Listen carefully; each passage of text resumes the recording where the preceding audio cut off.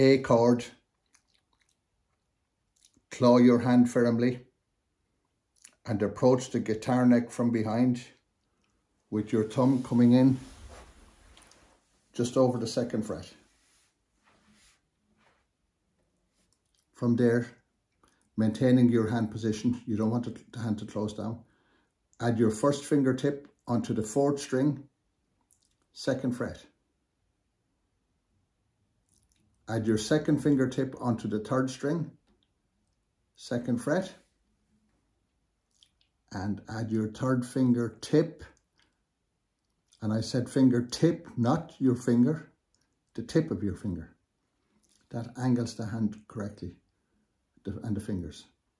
So the 3rd fingertip is on the 2nd string, 2nd fret. If you have big fingers, you may need to squeeze these 2 fingers together to make a little bit of extra room for this finger to fit in at the bottom. Your thumb should be still lightly touching the top string if your hand is big enough to do it.